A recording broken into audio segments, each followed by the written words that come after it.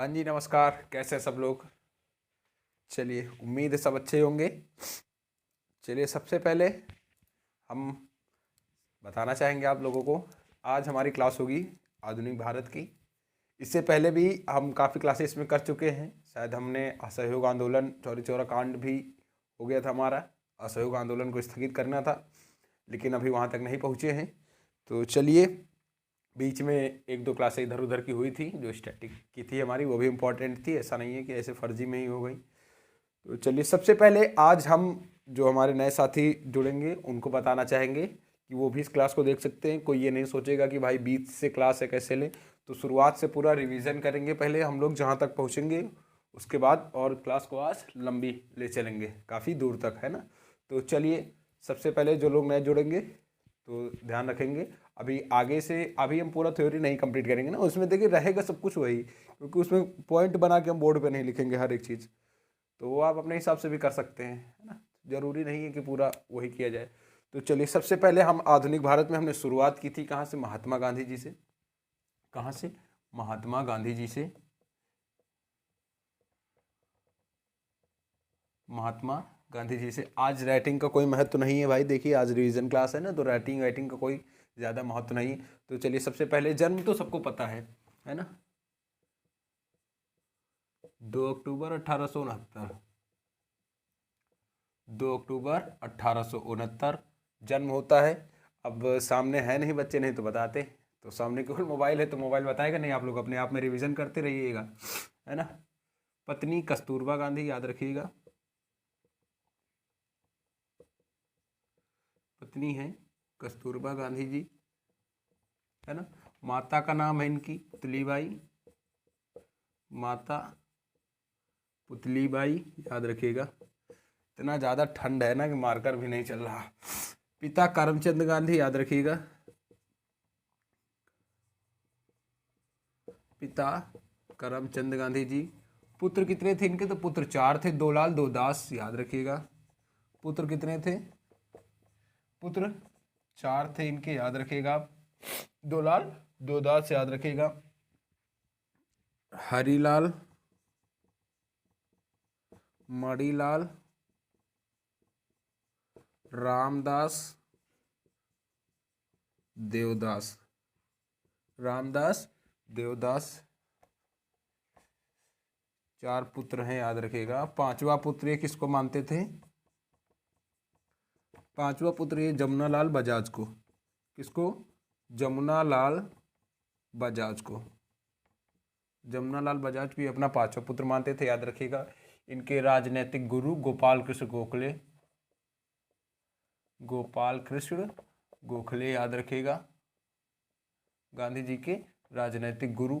चलिए, गांधी जी का जन्म ये हुआ, तो मृत्यु इनकी कब होती है? याद रखिएगा 1948 में। 1948 में गोली नाथूराम गोडसे ने मारी थी, याद रखिएगा। ये सब चीज़ें हो गई हैं। तो चलिए, जो साथी अपना बनाना चाहते हैं बना सकते हैं, साथ साथ में जो लोग पढ़ चुके हैं वो भी कर लेंगे, है ना। तो इसे पूरा लिख लीजिएगा। 30 जनवरी 1948 को बिड़ला भवन में प्रार्थना के समय। बिड़ला भवन में प्रार्थना के समय, याद रखिएगा, प्रार्थना के समय। ये सब चीज़ें हम कर चुके हैं, लेकिन फिर भी यदि आप करना चाहते हैं तो कर लीजिएगा। चलिए, फिर आगे बढ़ते हैं।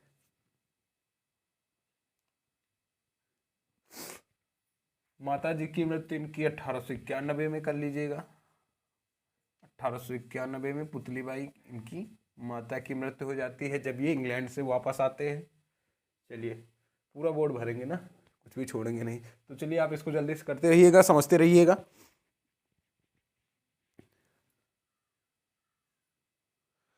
चलिए, अब बात करते हैं, लाइन से बात करते हुए चलेंगे कब क्या हुआ। तो सबसे पहले गांधी जी विद्यालय कब गए? तो 1876 में। ये कंप्लीट हो गया होगा ना सबका आज, क्योंकि रिवीजन है तो जल्दी जल्दी करते रहिएगा सब लोग। पुत्र 4 थे, ये पूरा बेस था हमारा। तो चलिए, अब आगे बढ़ते हैं। अभी तो शुरुआत में थोड़ा सबको आसानी लगती हैं चीज़ें, उसके बाद मजा आएगी ना। चलिए, 1876 में सबसे पहले आप बताइएगा, 1876 में गांधी जी कहाँ जाते हैं? 1876 में प्राइमरी विद्यालय गए। कहाँ गए? प्राइमरी विद्यालय गए, याद रखिएगा, कह सकते हैं विद्यालय गए या प्राइमरी विद्यालय गए, जैसा आप कहें। और यहाँ पे इनकी जो है सगाई हो जाती है, याद रखिएगा, इनकी सगाई भी होती है किसके साथ? कस्तूरबा गांधी जी के साथ। उसके बाद 1881 में राजकोट के हाई स्कूल में, कहाँ पे?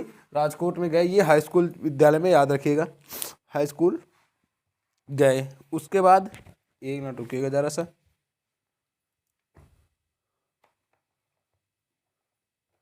चलिए, राजकोट के हाई स्कूल विद्यालय गए, राजकोट का हाई स्कूल विद्यालय। उसके बाद 1883 में मात्र 13 वर्ष की आयु में, 13 वर्ष की आयु में कस्तूरबा के साथ विवाह हो जाता है, याद रखिएगा, कस्तूरबा गांधी के साथ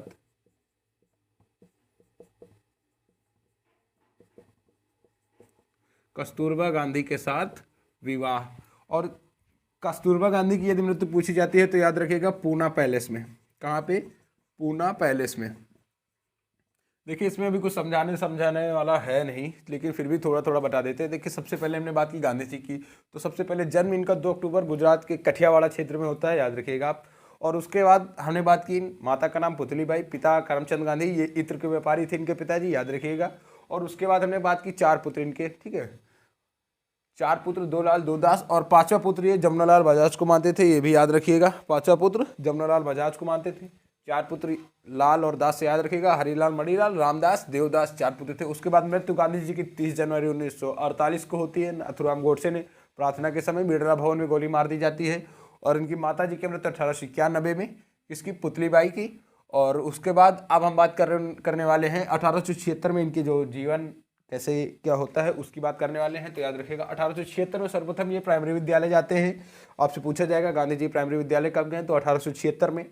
उसके बाद 1881 में राजकोट के हाई स्कूल विद्यालय, और 1883 में इनकी मात्र 13 वर्ष की आयु में कस्तूरबा गांधी जी के साथ इनका विवाह हो जाता है। कस्तूरबा गांधी जी के साथ इनका विवाह हो जाता है 13 वर्ष की आयु में। चलिए अब उसके आगे बात करते हैं 1887 में।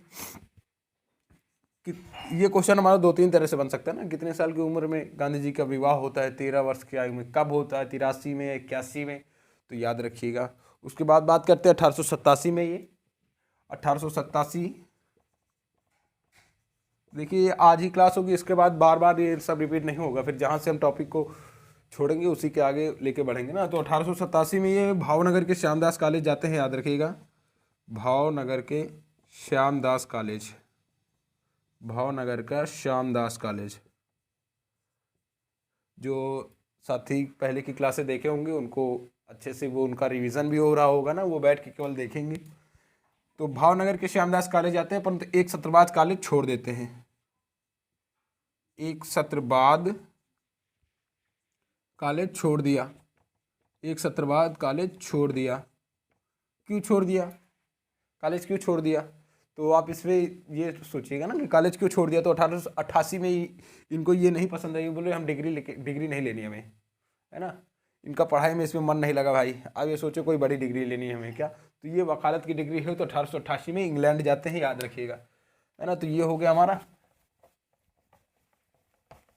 अब गांधी जी कहाँ जाएंगे? इंग्लैंड जाएंगे। चलिए अब ये सारी चीज़ें इंपॉर्टेंट है, कब कहाँ से क्वेश्चन आ जाए हमारा कोई कुछ पता नहीं होता है ना।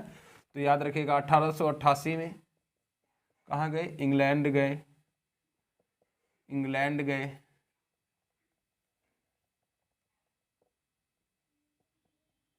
1888 में इंग्लैंड गए।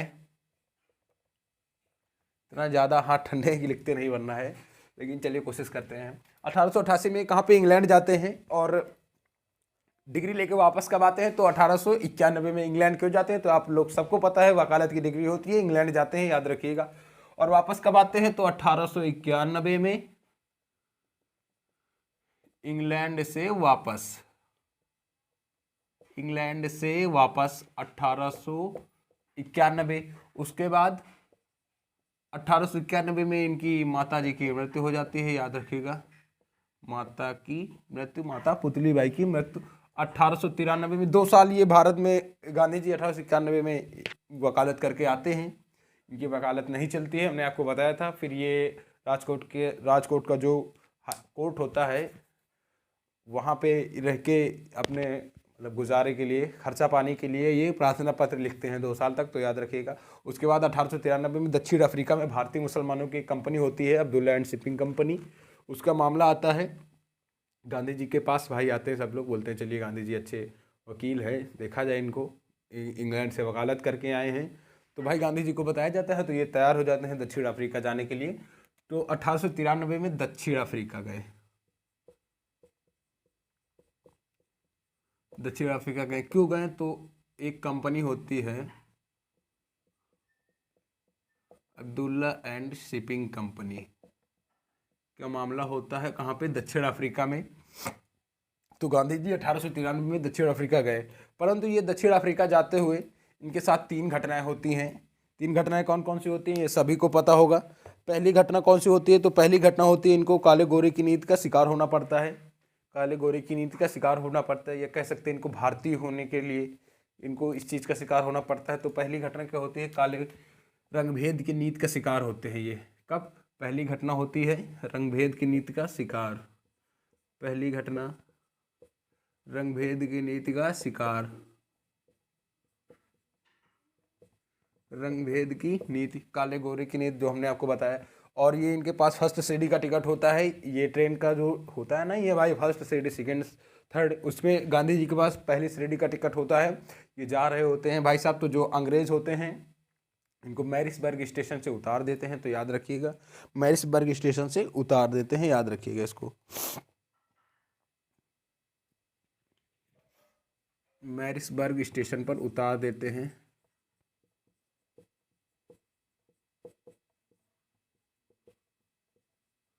मैरिसबर्ग स्टेशन पर उतार दिया, याद रखिएगा।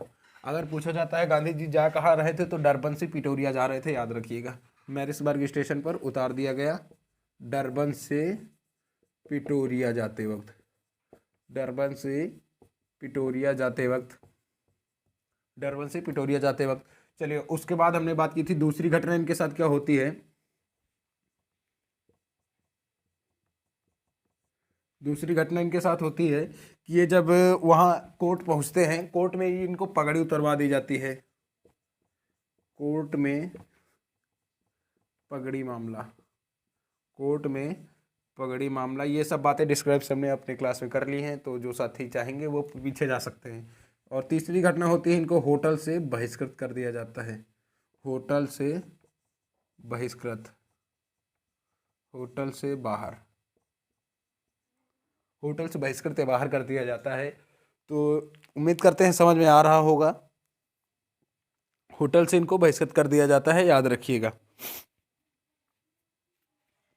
इतनी बातें हो गई भाई, गांधी जी की घोर बेइज्जती हुई, बेइज्जती कह सकते हैं, उनके अपमान को ठेस पहुंचाएगी। देखिए, अब आप एक इंसान होगा, अगर उसके साथ इतनी घटनाएं होती हैं तो जाहिर सी बात है कि उसको कहीं ना कहीं दुख तो होगा ही ना। तो उसके बाद चलिए, इतनी घटनाएं हो गई, इसके बाद गांधी जी सीधा नाटाल पहुंचते हैं, दक्षिण अफ्रीका में है, और वहीं रुकने का निश्चय करते हैं। कहाँ पे? सीधा नाटाल पहुंचते हैं 1894 में। चलिए आगे बात करते हैं इन सब चीज़ों की।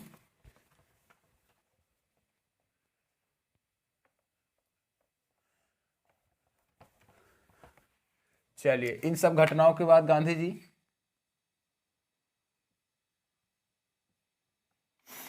1894 में कहाँ? नाटाल पहुंचे। 1894 में नाटाल कांग्रेस की स्थापना, नाटाल कांग्रेस की स्थापना कब की? 1894 में। इन सब घटनाओं के बाद गांधी जी नाटाल पहुंचते हैं और वहीं पे ये नाटाल कांग्रेस की स्थापना करते हैं, याद रखिएगा, 1894 में। उसके बाद चलिए बात करते हैं 1894 के बाद ये एक बार 1896 में भारत वापस आते हैं, तो याद रखिएगा। उसके बाद 1896 में भारत वापस, 1896 में भारत वापस आते हैं। ये पहली बार भारत वापस आते हैं, याद रखिएगा। और अपनी जो उनकी वाइफ होती हैं कस्तूरबा गांधी जी को लेके ये वापस दक्षिण अफ्रीका चले जाते हैं, क्योंकि दक्षिण अफ्रीका में ही 1899 में, 1899 में बोहर युद्ध, 1899 में बोहर युद्ध होता है। ये बोहर युद्ध किसानों व अंग्रेज़ों के मध्य होता है। जो दक्षिण अफ्रीका में किसान व अंग्रेज होते हैं उनके मध्य होता है। और उसमें गांधी जी जो है अंग्रेजों का साथ देते हैं। किसका? अंग्रेज सैनिक जो घायल हो जाते हैं, इंडियन एम्बुलेंस सेवा चलाई। उस सेवा के तहत ये था कि जो अंग्रेज सैनिक घायल हो जाते थे उनका इलाज किया जाता था। गांधी जी ने खूब अंग्रेजों की मदद की, तो उसके कारण इन्हें बोहर या जुलू पदक दिया गया। 1899 में इन्हें बोहर या जुलू पदक, बोहर व जुलू पदक से सम्मानित किया गया। बोहर व जुलू पदक इनको दिया गया। उसके बाद 1899 में ये सब बातें हो गई। उसके बाद 1901 में ये फिर भारत वापस आते हैं, याद रखिएगा। 1901 में फिर से भारत वापस आते हैं और पहली बार कांग्रेस के किसी अधिवेशन में भाग लेते हैं, याद रखिएगा।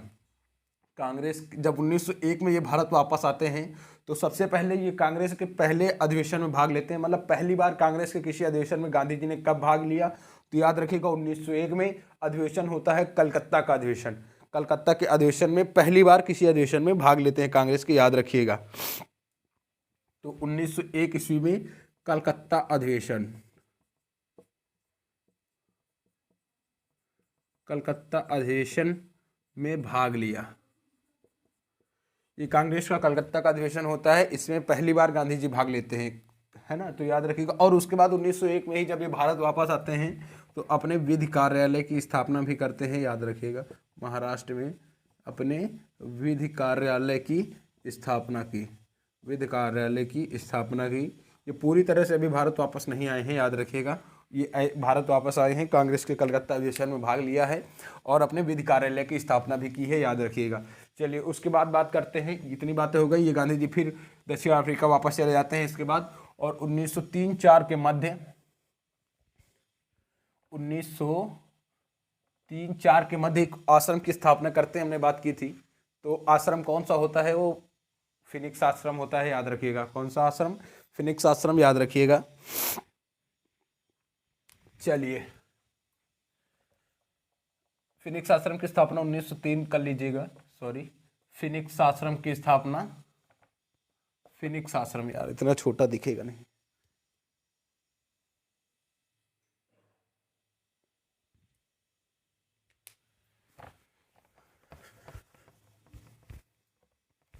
चलिए, नटाल कांग्रेस की स्थापना कब की? तो 1894 में।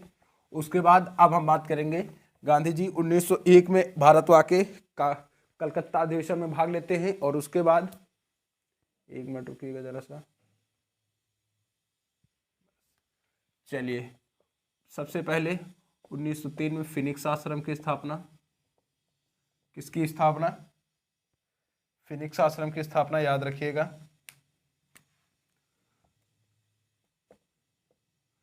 फिनिक्स आश्रम की स्थापना कहाँ पे? डरबन में, डरबन में। फिनिक्स आश्रम की स्थापना डरबन में। और इसी 1903-4 के बीच में जब हम क्लास कर रहे थे तो हमने बात की थी, एक समाचार पत्र गांधी जी निकालते हैं अपना।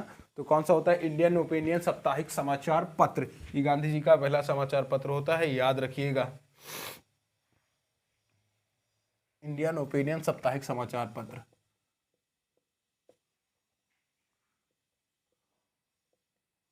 इंडियन ओपिनियन साप्ताहिक समाचार पत्र, साप्ताहिक समाचार पत्र प्रकाशित किया, साप्ताहिक समाचार पत्र प्रकाशित किया। और ये गांधी जी का पहला समाचार पत्र था, याद रखिएगा। पहला समाचार पत्र। इसका संपादक कौन थे? कितनी भाषाओं में कितनी था? तो याद रखिएगा, गुजराती, मराठी, तमिल भाषाओं में था, याद रखिएगा। गुजराती, मराठी, तमिल, हिंदी और कई भाषाओं में था। और उसके बाद इसके संपादक थे, तो याद रखिएगा, संपादक थे मनसुख लाल। संपादक थे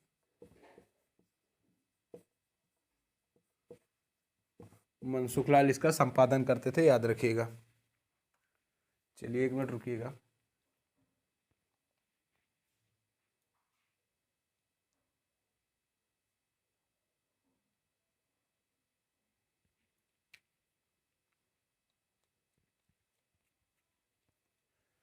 देखिए, कुछ लोगों को लग रहा होगा कि वही चीज़ें बार बार क्यों रिपीट हो रही हैं ना, तो रिपीट होने का उनका कारण है ज़रा सा, तो याद रखिएगा, क्योंकि ये इतना लंबा टॉपिक है, हमारे भी दिमाग से फिसल जाता है ना, तो कभी कभी इसलिए रिवाइज ज़रूरी है करना। तो संपादक थे मनसुख लाल जी, याद रखिएगा, हम टॉपिक से नहीं भटकते हैं अपने। चलिए, हो गया। अब भाई 1900 सब कुछ सही चल रहा था, तो और उसके बाद अब हमने बात की थी 1906 की, बात करते हैं। 1906 में दक्षिण अफ्रीका में क्या होता है, एक ट्रांसपैथियाटिक एक्ट पारित होता है, और इस एक्ट के बारे में चलिए थोड़ा सा बातें करते हैं। इस एक्ट में ये होता है कि जितने भी भारतीय जो दक्षिण अफ्रीका में रह रहे हैं, जो भारतीय दक्षिण अफ्रीका में रह रहे हैं, वह अपना रजिस्ट्रेशन करवाएंगे, जैसे हमारे यहाँ आधार कार्ड वगैरह चलता है। वहाँ की सरकार ने अलग नियम लागू किया कि जो भारतीय हैं, केवल भारतीय लोगों के लिए, कि जो भारतीय हैं वो अपना रजिस्ट्रेशन करवाएंगे और उस रजिस्ट्रेशन को आगे गले में लटका के घूमेंगे। भाई ये कौन सी बात थी कि आप रजिस्ट्रेशन करवाइए उसके बाद गले में लटका के घूमिए। तो गांधी जी ने इसका विरोध किया, और जीवन में पहली बार सत्याग्रह या समन्वय अवज्ञा आंदोलन का प्रयोग भी किया। तो याद रखिएगा, कब, 1906 में पहली बार सत्याग्रह आंदोलन का प्रयोग 1906 में, याद रखिएगा। चलिए,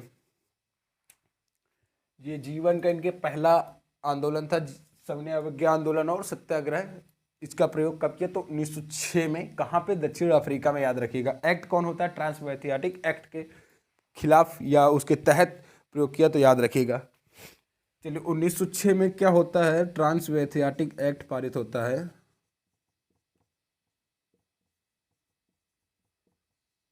ट्रांसपैथियाटिक एक्ट पारित हुआ, क्या इसके एक्ट में तहत क्या हमने बताया आपको, भारतीय रजिस्ट्रेशन करवाएंगे और रजिस्ट्रेशन को गले में लटका के घूमना होगा।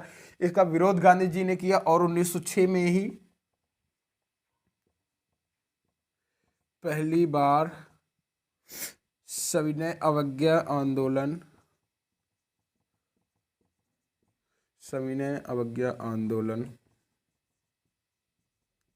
या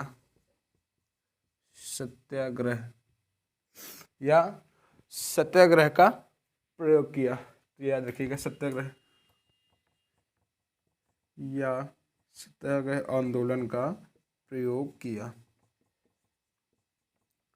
चलिए, अब आ गए हम 1906 में। भाई गांधी जी इसका विरोध कर रहे होते हैं बराबर, और क्या करते हैं कि जितने भारतीय थे सबको बुलाकर एक जगह, और दक्षिण अफ्रीका में ही जितने रजिस्ट्रेशन कार्ड थे सबकी होली जलवा देते हैं, सबको इकट्ठा करके जला देते हैं।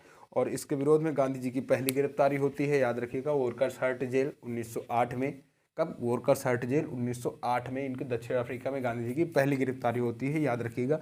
चलिए, इसको जल्दी से कर लीजिए, फिर बात करते हैं।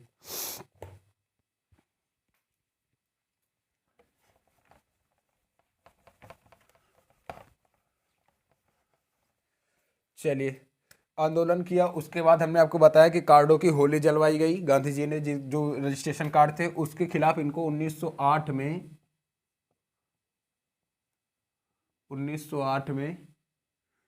पहली गिरफ्तारी, 1908 में पहली गिरफ्तारी कहाँ पे होती है, दक्षिण अफ्रीका में जेल होती है, वर्कर्स हट जेल इनकी पहली गिरफ्तारी होती है, याद रखिएगा। उसके बाद भाई गांधी जी के जो गुरु होते हैं, राजनीतिक गुरु, हमने आपको बताया गोपाल कृष्ण गोखले जी यहाँ से पहुँचते हैं दक्षिण अफ्रीका गांधी जी की मदद के लिए।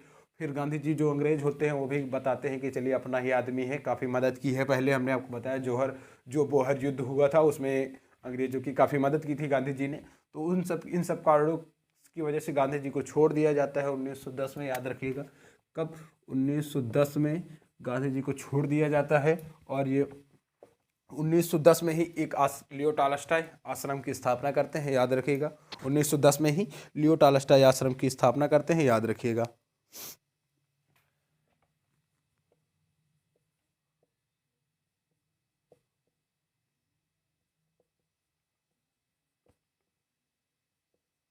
लियो टॉलस्टॉय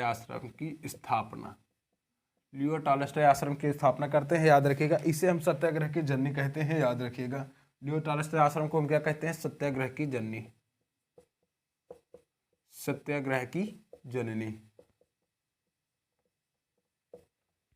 चलिए, अब बात करेंगे हम सत्याग्रह की अवधारणा गांधी जी को कहाँ से प्राप्त होती है, तो याद रखिएगा सत्याग्रह की अवधारणा 3 लेख होते हैं, जिन लेखों की बात हम पहले कर चुके हैं। कौन कौन से 3 लेख होते हैं? तो पहला होता है डेविड थारो का सिविल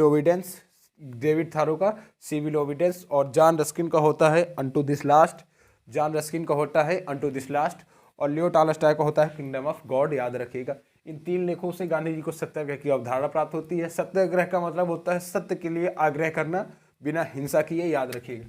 चलिए बात करते हैं सत्याग्रह की। सत्य के लिए आग्रह बिना हिंसा के,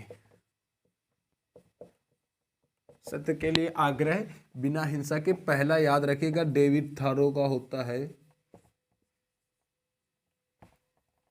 ये पूछे जाते हैं भाई, याद रखिएगा डेविड थारो का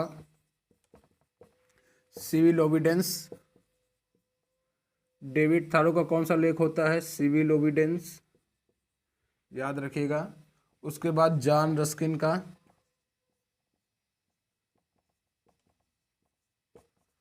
अनटू दिस लास्ट,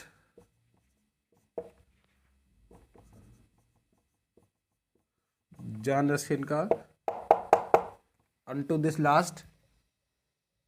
याद रखिएगा। उसके बाद टॉलस्टॉय का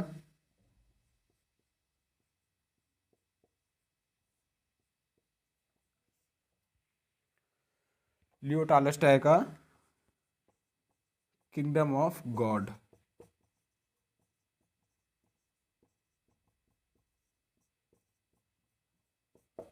किंगडम ऑफ गॉड।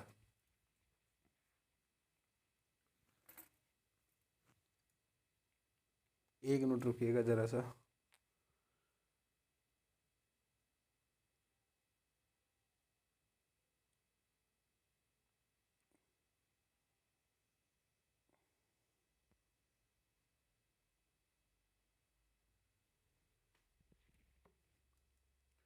चलिए वापस आते हैं।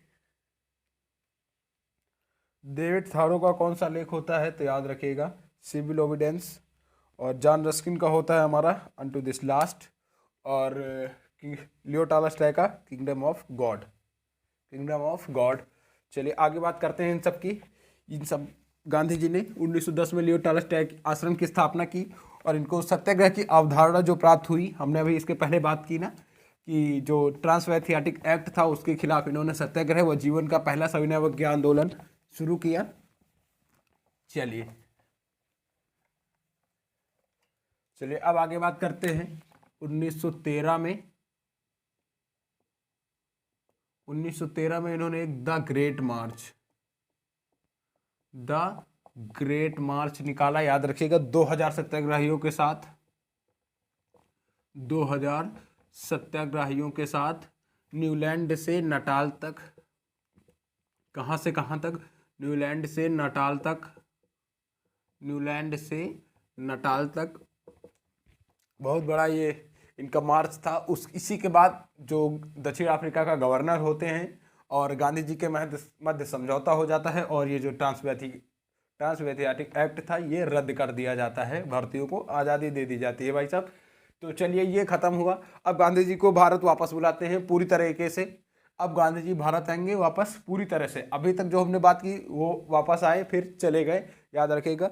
अब गांधी जी पूरी तरीके से भारत वापस आएंगे। तो चलिए बात करते हैं पूरी तरीके से गांधी जी वापस, पूरी तरह से भारत वापस। चलिए अब बात करते हैं 9 जनवरी 1915 में गांधी जी पूरी तरह भारत वापस, पूरी तरह भारत वापस आए। याद रखिएगा अरेबिया के जहाज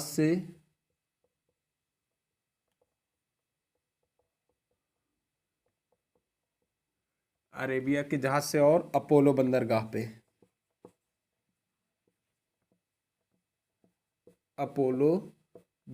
पे, तो चलिए अरेबिया का जहाज कैसा जहाज था? पानी वाला था कि या हवा में उड़ने वाला था? तो याद रखिए जब बंदरगाह पे आएंगे तो ये पानी वाला जहाज था अरेबिया का, ना। तो चलिए हो गई बातें, गांधी जी पूरी तरीके से भारत वापस आ गए। तो याद रखिएगा 9 जनवरी को ही हम लोग प्रवासी दिवस मनाते हैं। प्रवासी दिवस कब? 9 जनवरी। 9 जनवरी 1915 को गांधी जी पूरी तरीके से भारत वापस आए। चलिए भारत वापस आने के बाद इनके जो राजनीतिक गुरु होते हैं गोपाल कृष्ण गोखले, हमने बात की आपसे इनके। तो चलिए एक क्वेश्चन और याद रखिएगा कि 21 वर्ष का प्रवास किया था इन्होंने दक्षिण अफ्रीका में। 21 वर्ष तक का प्रवास किया था दक्षिण अफ्रीका में। कहाँ पे? दक्षिण अफ्रीका में। चलिए कंप्लीट हो गया। अब बात करते हैं भाई, गांधी जी भारत वापस आते हैं तो इनके जो राजनीतिक गुरु होते हैं गोपाल कृष्ण गोखले, हमने सबसे पहले ही बात की।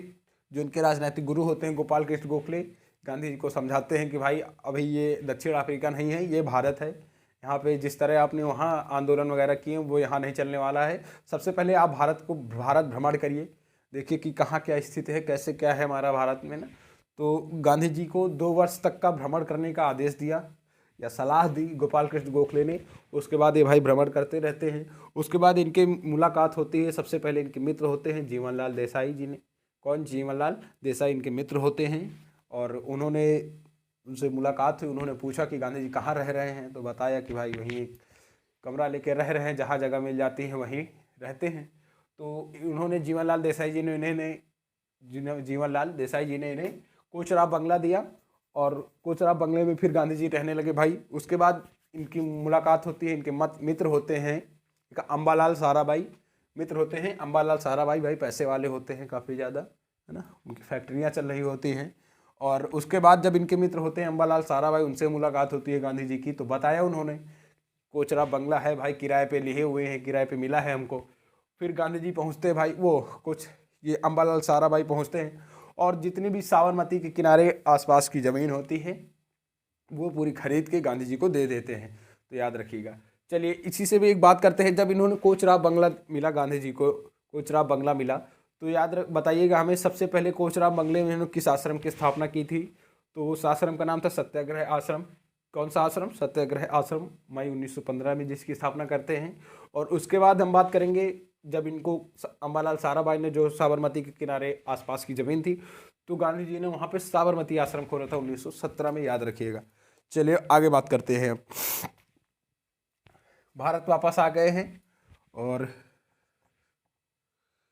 अब ये सब बातें तो लिखने की जरूरत है नहीं हमारे हिसाब से कि इनके गुरु ने 2 साल तक भारत भ्रमण करने की सलाह दी। ये सब चीज़ें आप अपने हिसाब से कर लीजिएगा। चलिए उसके बाद अब आगे बात करते हैं।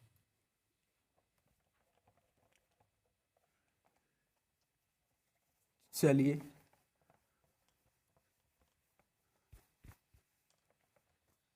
बात करते हैं 1915 में।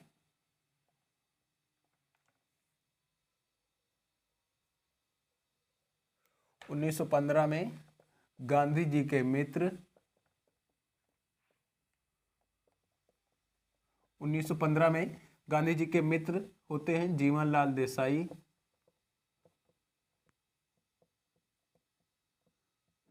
जीवनलाल देसाई ने इन्हें कोचरा बंगला दिया। इन्हें कौन सा बंगला दिया? कोचरा बंगला दिया। किसको दिया? गांधी जी को। कौन सा बंगला? कोचरा बंगला दिया। और इस बंगले में गांधी जी ने गांधी जी ने प्रथम सत्याग्रह की स्थापना की, याद रखिएगा। कोचराम बंगला दिया, इसमें गांधी जी ने पहला सत्याग्रह आश्रम की स्थापना की। पहला सत्याग्रह आश्रम की स्थापना की कब? मई 1915। मई 1915 में पहली बार सत्याग्रह आश्रम की स्थापना की, याद रखिएगा। बंगला कौन देता है? तो बंगला इनको देते हैं, कोचरा बंगला मिलता है जीवनलाल देसाई जी ने। चलिए उसके बाद एक क्वेश्चन हमारा आता है। उसके बाद चलिए इसी में बीच में करते हैं एक और क्वेश्चन हम। इसमें एक पहली बार गांधी जी ने जनसमूह को कब संबोधित किया या जनसमूह से कब उनको संबोधित किया या भाषण दिया? तो बीएचयू को उद्घाटन समारोह में कब? 1916 में। कब? 1916 में, याद रखिएगा, प्रथम बार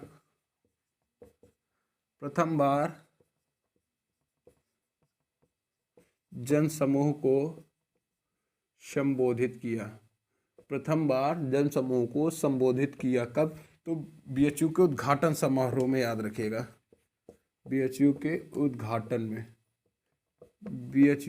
उद्घाटन में प्रथम बार गांधी जी ने इसको जनसमूह को संबोधित किया। चलिए, उसके बाद इसके 2 वर्ष बाद इनकी मुलाकात होती है, इनके मित्र होते हैं अंबालाल साराभाई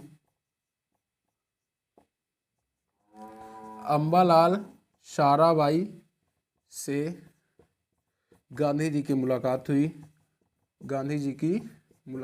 याद रखिएगा, अंबालाल साराभाई से। चलिए, उसके बाद क्या होता है? मुलाकात हुई भाई, इन्होंने क्या दिया? साबरमती के आसपास की जमीन दी। साबरमती के आसपास की जमीन दी गांधी जी को। साबरमती के आसपास की जमीन दी। देखिए, हमारे बताने से, ये कैमरे की तरफ ज़्यादा नहीं देखने की वजह से आप ये मत सोचिएगा कि हम भाग रहे हैं ना, तो भागने वाली बात नहीं। अगर इधर देखेंगे तो फिर इधर का रह जाएगा ना, और इधर रह जाएगा तो फिर आप लोगों को आधा समझ में नहीं आएगा ना। तो लोगों को लगता है, चलिए जो भी लगता हो, ये एक ऐसा प्लेटफॉर्म है जहाँ तक हमारी समझ में आता है कि लोगों को एक ही क्लास में सब कुछ चाहिए होता है। तो देखिए, सब कुछ चाहिए होता है, आपको मिल भी जाएगा सब कुछ, कोई बड़ी बात नहीं है इसमें। ये क्लास 2 घंटे की होगी, सब कुछ मिल जाएगा, लेकिन उसमें फिर आपको इसी तरह मिलेगा। ये तो हम रिवीजन कर रहे हैं, रिवीजन करने में उन लोगों को आसानी होगी जिन्होंने पहले से हमारी क्लास देख रखी होगी, क्योंकि उसमें हमने हर एक पॉइंट की बात कर रखी है ना। तो उसमें हमारा कोई भी क्वेश्चन बाहर नहीं जाएगा। इसमें मान लीजिए हम पूरा उसी 1915 में गांधी जी ने क्या किया उसकी बात कर लिए। मान लीजिए केवल पॉइंट टू पॉइंट 1 लाइनर करते हुए आगे बढ़ेंगे। मान लीजिए कोई साइड से हमारा क्वेश्चन आ जाता है तो फिर वो मिस हो जाएगा ना, तो उसको मिस नहीं करना है।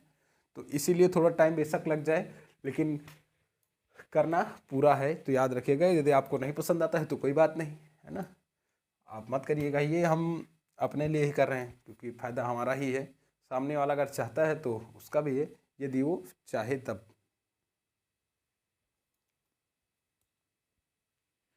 चलिए, हो गया। आसपास की जमीन दी, उसमें गांधी जी ने क्या खोला? तो उसमें गांधी जी ने साबरमती आश्रम खोला। क्वेश्चन हमारा ऐसे भी पूछा जाएगा कि जो कोचराब बंगला होता है गांधी जी को किसने दिया था? तो कोचराब बंगला गांधी जी को किसने दिया था? याद रखिएगा, जीवनलाल देसाई ने। और साबरमती के आसपास की जमीन जो थी वह किसने दी थी? तो अंबालाल साराभाई ने। वह किसने दी थी? अंबालाल साराभाई ने, याद रखिएगा। जो भूमि उसमें दी अंबालाल साराभाई ने दी, तो 1917 में साबरमती आश्रम।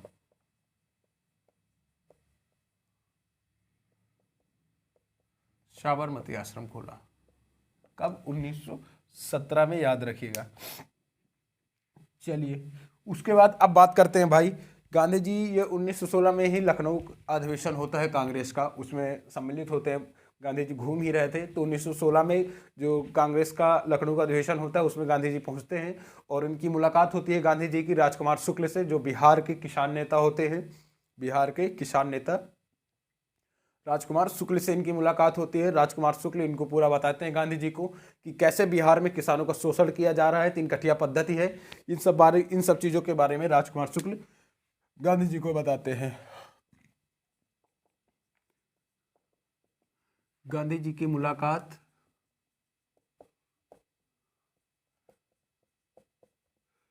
कांग्रेस के लखनऊ अधिवेशन में किससे होती है? तो बिहार के किसान नेता होते हैं, याद रखिएगा, बिहार के किसान नेता राजकुमार शुक्ल। राजकुमार शुक्ल से। और भाई पूरी बात होती है, राजकुमार शुक्ल गांधी जी को सब बताते हैं। फिर गांधी जी इनसे बोलते हैं, चलिए आप चलिए, हम आते हैं बिहार, आप चलिए, हम बिहार आते हैं। तो चलिए, अब यहाँ से शुरू करेंगे हम गांधी जी के आंदोलन। अब यहाँ से हम बात करेंगे गांधी जी के आंदोलन की, और आंदोलन में पहली बात करेंगे हम गांधी जी के क्षेत्रीय आंदोलन की। किसकी? जो क्षेत्रीय आंदोलन गांधी जी ने किया उनकी बात करेंगे। तो क्षेत्रीय आंदोलन में पहला था हमारा गांधी जी के क्षेत्रीय आंदोलन। क्षेत्रीय आंदोलन में पहला था चंपारण। कौन सा था? चंपारण। पहला था हमारा चंपारण आंदोलन। चलिए ये सब आंदोलन हम पहले पढ़ चुके हैं, लेकिन फिर से एक बार चलिए रिवाइज कर लेते हैं, हमारा ही फायदा है इसमें। चलिए चंपारण आंदोलन में क्या होता है, चलिए आप लोग हमें बताइएगा। चलिए इसमें ये होता है कि भाई जो किसान हैं वहाँ के, जो बिहार के किसान हैं, वो मतलब एक जो 20 विश्व का एक खेत होता है उसके 3 भाग में, कहने का मतलब 3/20 भाग में आप नील की खेती करेंगे। आप नील की खेती करेंगे, 3/20 भाग में नील की खेती करेंगे, और एक भाग में आप अपने हिसाब से खेती करेंगे। कहने का मतलब हमारा ये है, जैसे मान लीजिए ये आपका खेत है, तो इसके 4 भाग कर दीजिए, 4 भागों में 3 में से आप केवल नील की खेती करेंगे, और एक जो आप बचा होगा आप अपने हिसाब से खेती करेंगे। और उसके बाद इन तीनों से जो नील होगी वह नील आप हमें ही बेचेंगे। आप हमें ही बेचेंगे, हमें मतलब किसान जो अंग्रेज थे वहाँ आप अंग्रेजों को बेचेंगे, और जो उन्होंने दाम तय किया होगा उसी दाम पे बेचेंगे, जो दाम तय किया होगा उसी दाम पे बेचेंगे। अब इससे ये नुकसान था कि बार बार उसी चीज़ में, उसी पूरे खेत में नील बोने से उनका नुकसान हो रहा था, किसानों का नुकसान हो रहा था। उसके बाद कम रेट में लेते थे, कहने का मतलब एक निश्चित दाम कर देते थे, जैसे मान लीजिए बाजार का 20 चल रहा है, वो कह रहे हैं हम 15 में लेंगे और आपको देना भी पड़ेगा। तो ये एक तरह से किसानों का शोषण था। इसके विरुद्ध में गांधी जी वहाँ पे पहुँचते हैं और इसको समाप्त किया जाता है, याद रखिएगा। 3/20 भाग में नील की खेती करना अनिवार्य होगा, और हमने आपको बताया कि जो यूरोपियों द्वारा तय किए गए दाम है उन्हीं में आपको बेचना होगा। तो चलिए, और इसमें क्या होता है, चंपारण आंदोलन डाल लीजिएगा 1917 में, चंपारण आंदोलन 1917 में। चलिए गांधी जी भाई बिहार पहुंचते हैं, गांधी जी बिहार पहुंचते हैं, और इस आंदोलन से हमारा 1-2 क्वेश्चन आना ही आना रहेगा, याद रखिएगा, मोस्ट इंपॉर्टेंट है। गांधी जी की पहली गिरफ्तारी होती है, याद रखिएगा, गांधी जी की पहली गिरफ्तारी मोतिहारी रेलवे स्टेशन पर, याद रखिएगा। गांधी जी जैसे ही बिहार पहुंचते हैं तो इसी में गांधी जी की पहली गिरफ्तारी, गांधी जी की पहली गिरफ्तारी मोतिहारी रेलवे स्टेशन पे, मोतिहारी रेलवे स्टेशन पे 1917 में। कहाँ पे, 1917 में कलेक्टर W.B. हिचकॉक द्वारा, कलेक्टर होता है W.B. हिचकॉक द्वारा गांधी जी को गिरफ्तार कर लिया जाता है। फिर उसके बाद भाई सब लोग पहुँचते हैं, जो अंग्रेज होते हैं उनको भी बताया जाता है कि अभी ये दक्षिण अफ्रीका में थे, काफ़ी मदद की है जो भारतीयों, वो सॉरी अंग्रेजों की। उसके बाद जो प्रथम विश्व युद्ध था उसमें भी गांधी जी ने अंग्रेजों का ही साथ दिया था। तो गांधी जी को फिर छोड़ा जाता है। गांधी जी पहुँचते हैं बिहार के चंपारण, और वहाँ पे विरोध करते ही 3 कटिया पद्धति का एक कमेटी का गठन होता है, याद रखिएगा, एक कमेटी का गठन हुआ, Champaran agrarian committee, Champaran agrarian committee का गठन हुआ, और उसमें 4 अंग्रेज थे और 1 भारतीय था। और कमेटी का निर्णय क्या होता है, हमने आपको बताया था कि भाई 25% जो अभी तक आपने वसूला है उसका हर्जाना देना होगा, 2.5% लगान कम करनी होगी, 3 कटिया पद्धति समाप्त की जाएगी, आप अपने हिसाब से खेती करेंगे, किसी के तय किए गए दामों पे नहीं बेचेंगे, याद रखिएगा। चंपारण एग्रेरियन कमेटी का गठन होता है, याद रखिएगा, चंपारण एग्रेरियन कमेटी का गठन, चंपारण एग्रेरियन कमेटी का गठन, याद रखिएगा। 4 अंग्रेज प्लस 1 भारतीय। इसके निर्णय हमने आपको बताया कि 25% हर्जाना और 2.5% लगान कम, 2.5% लगान कम करनी होगी। चलिए, और 3 कटिया पद्धति समाप्त होगी। चलिए चंपारण आंदोलन हमारा कंप्लीट हो गया। अब बात करते हैं आगे। चंपारण के बाद था हमारा कौन सा आंदोलन, तो याद रखिएगा, चंपारण के बाद था हमारा खेड़ा आंदोलन, खेड़ा या किसान आंदोलन, याद रखिएगा।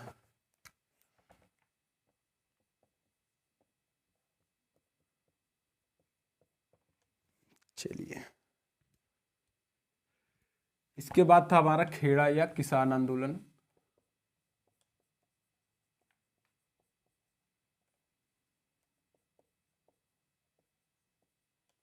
खेड़ा या किसान आंदोलन। चलिए इसमें क्या होता है कि अकाल भूमि जो एक नियम होता है अकाल भूमि नियम के तहत, यह नियम था कि यदि किसान की 75% फसल नष्ट हो जाती है तो आप उससे कर नहीं लेंगे। लेकिन यहाँ पे क्या होता है, जो किसी कारणवश अकाल पड़ता है और उसमें किसानों की सारी भूमि नष्ट, जो उनकी फसल थी वो नष्ट हो जाती है, तो फसल जब नष्ट हो जाती है तो वहाँ पे ये नियम था कि यदि आपकी 75% फसल नष्ट हो जाती है तो जो अंग्रेज होंगे वो आपसे कर नहीं लेंगे। लेकिन ऐसा नहीं होता है, वहाँ पे 23% कर बढ़ा दिया जाता है, 23% कर बढ़ा दिया जाता है। यह बात गांधी जी को बताई जाती है। फिर गांधी जी विट्ठल भाई पटेल के साथ यहाँ पर पहुँचते हैं और आंदोलन करते हैं, और फिर इस में यह निर्णय होता है कि जो किसान कर देने योग्य हैं वह कर देंगे और जो नहीं है वह नहीं देंगे। चलिए यही होता है, इसमें याद रखिएगा। 1918 में अकाल पड़ने के कारण भूमि नष्ट हो जाती है। और अभी जैसे हमने आपको बताया, चलिए खेत का यदि आपका ये 3 हिस्से की भूमि फसल जो आपने बो रखी है अगर ये आपकी नष्ट हो जाती है तो आपको कर नहीं देना पड़ेगा। लेकिन वहाँ पे क्या सिस्टम था कि कर 23% बढ़ा दिया गया था, कर 23% बढ़ा दिया गया था।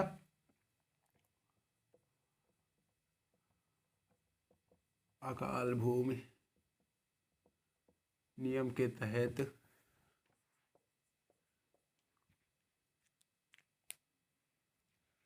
अकाल भूमि नियम के तहत यदि आपकी 75% लिख लीजिएगा, फसल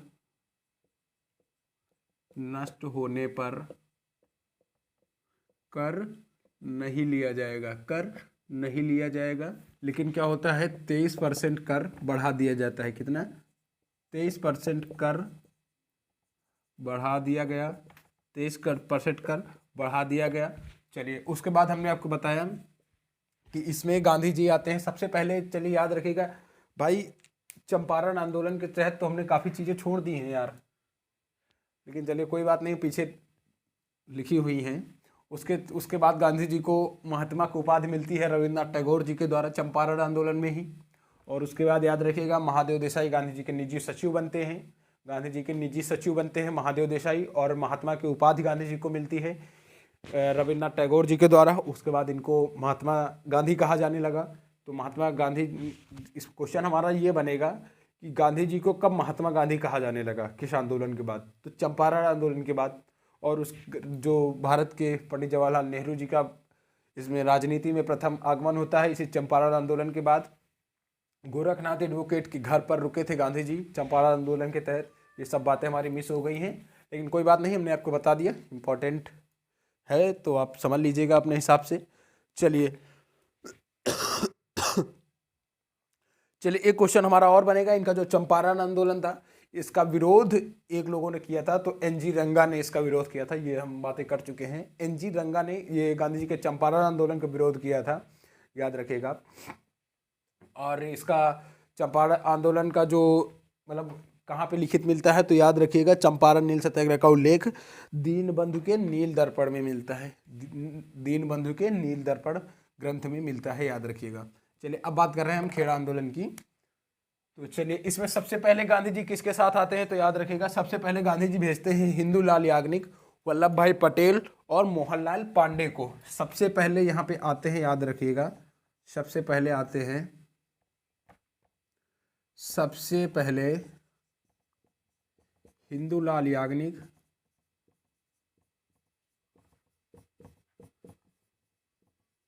वल्लभ भाई पटेल और मोहनलाल पांडे।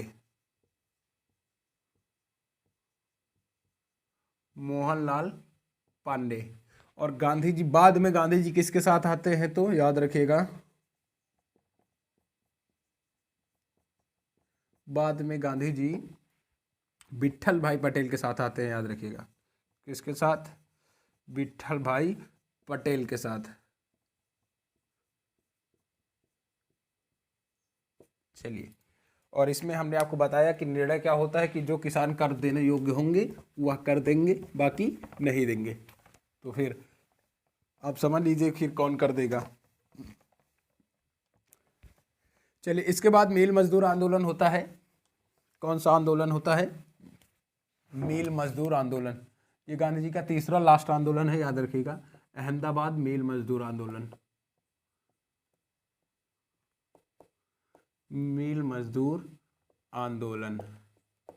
चलिए इसमें क्या होता है भाई, 1917 में जो अहमदाबाद में एक प्लेग नाम की बीमारी फैलती है, और उसमें ये होता है कि जैसे अभी हमारे यहाँ कोरोना चल रहा है, तो इसमें सब लोग जो बड़े बड़े फैक्ट्रियों से जो वर्कर्स थे, जो भाई वहाँ पे लोग काम करते थे, वो छोड़ कर जाने लगे।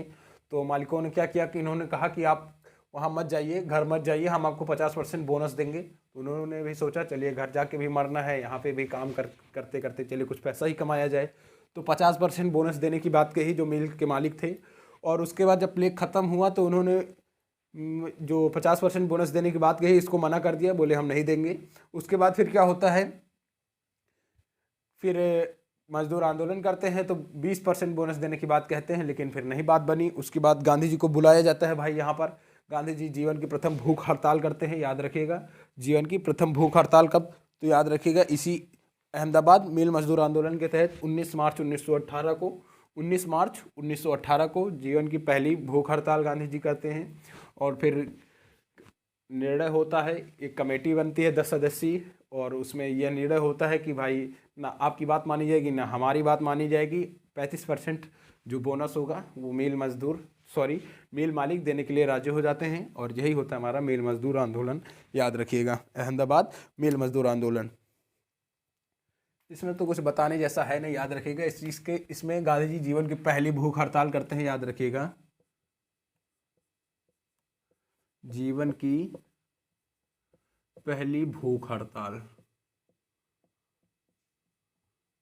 जीवन की पहली भूख हड़ताल याद रखिएगा 19 मार्च 1918। 3 दिन की थी, याद रखिएगा 3 दिन की थी। कहानी हमने आपको बता दी कि भाई 50% बोनस देने की बात होती है, लेकिन नहीं होता है। देते कितना है, 20% देने की फिर बात होती है, उसमें भी नहीं होता। फिर 35% बात देने पर दोनों लोग राजी हो जाते हैं। चलिए अब पढ़ते हैं भाई, ये क्षेत्रीय आंदोलन की बात की हमने।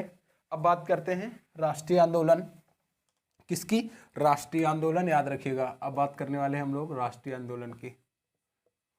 किसकी, राष्ट्रीय आंदोलन।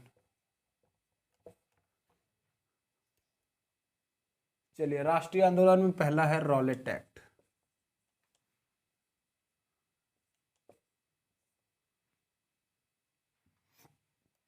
रॉलेट अधिनियम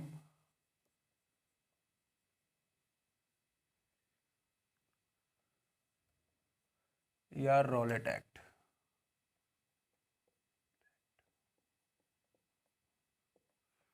या रॉलेट एक्ट, याद रखिएगा। चलिए सबसे पहले यदि आपसे पूछा जाता है यह पारित कब हुआ, तो याद रखिएगा 18 मार्च 1919 को। चलिए रॉलेट एक्ट क्या होता है, तो चलिए हम बात करते हैं। भारत में बढ़ती हुई क्रांतिकारी नीतियां थी, जो लोग, कहने का मतलब ये होता है जो क्रांतिकारी नीतियों को दबाने हुए, तो क्योंकि यहाँ पे अंग्रेजों का शासन था, वो चाहते थे भारतीयों को दबाने के लिए सर सिडनी रॉलेट की अध्यक्षता में ये नियम लाते हैं। नाम होता है इसका रॉलेट एक्ट। कौन सा अधिनियम, रॉलेट एक्ट अधिनियम। सर सिडनी रॉलेट की अध्यक्षता में, याद रखिएगा, एक कमेटी का गठन होता है, फेडरेशन कमेटी, और वह कमेटी इस अधिनियम को 18 मार्च 1919 को पारित करती है। कब, 18 मार्च 1919 में फेडरेशन कमेटी द्वारा यह नियम पारित किया जाता है। किस लिए यह नियम लागू किया जाता है, तो याद रखिएगा आपकी क्रांतिकारी नीतियों को दबाने हेतु, भारतीयों को दबाने हेतु यह नियम लागू किया जाता है, तो याद रखिएगा। और इसमें क्या क्या होता है, हमने अब इसकी बात की थी कि इस नियम के तहत जब यह नियम लागू हुआ तो इसमें यह था कि मान लीजिए किसी भी व्यक्ति पे केवल शक होने पर उसको गिरफ्तार किया जा सकता है, उसको दंडित किया जा सकता है, उसको नज़रबंद किया जा सकता है, उसके ऊपर गुप्त रूप से मुकदमा किया जा सकता है। और उसके ऊपर मुकदमा करने के विरुद्ध, मतलब आप किसी भी वकालत में या किसी भी कोर्ट में आप उसके खिलाफ मुकदमा नहीं दायर कर सकते आप। तो कहने का मतलब था यह एक तरीके से अंधा कानून था। इसको मान लीजिए कि मतलब कानून विहीन कानून, बहुत सारे लोगों ने बहुत सारी प्रतिक्रियाएं दी, तो याद रखिएगा इसको।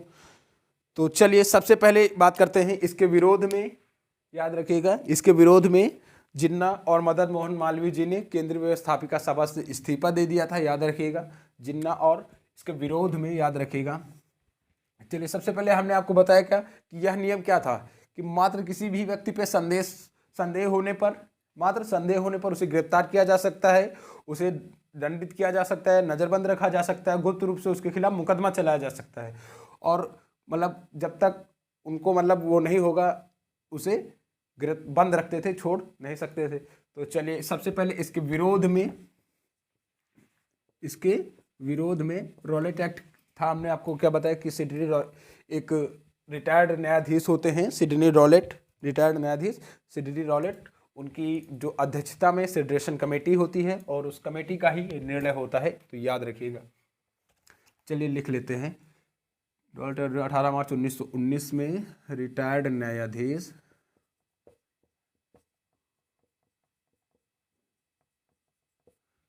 न्यायाधीश सिडनी रॉलेट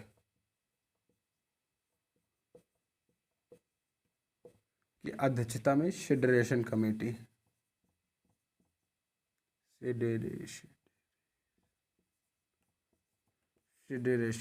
का गठन होता है। तो याद रखिएगा, कमेटी का जो कानून लागू करती है, हमने आपको बताया कि मात्र संदेह होने पर गिरफ्तार किया जा सकता है, उसको दंड कर सकते हैं, उसके खिलाफ मुकदमा चलाया जा सकता है, ये सब चीज़ें थी। तो चलिए इसके विरोध में याद रखिएगा, इसके विरोध में सबसे पहले जिन्ना व मदन मोहन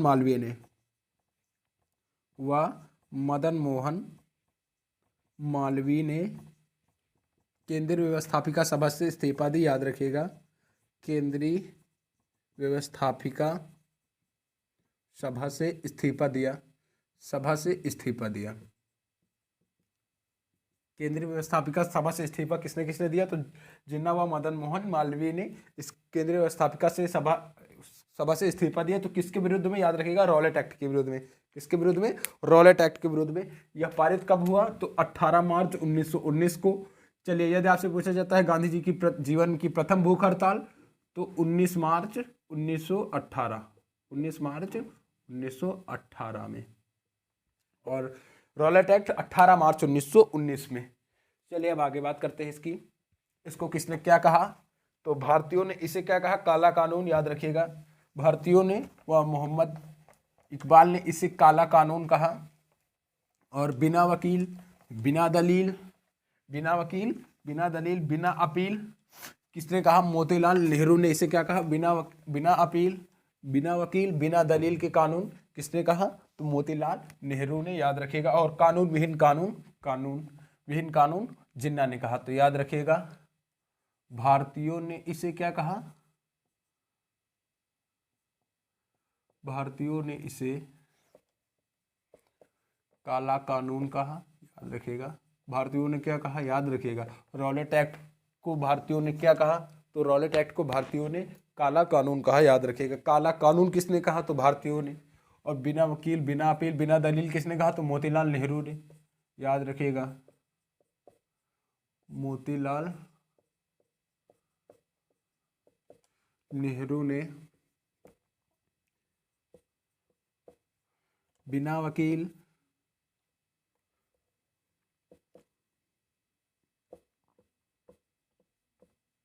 बिना दलील, बिना अपील,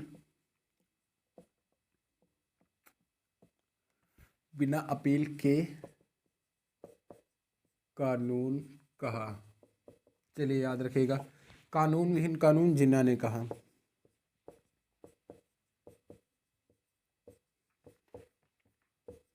कानून विहीन कानून जिन्ना ने कहा। चलिए,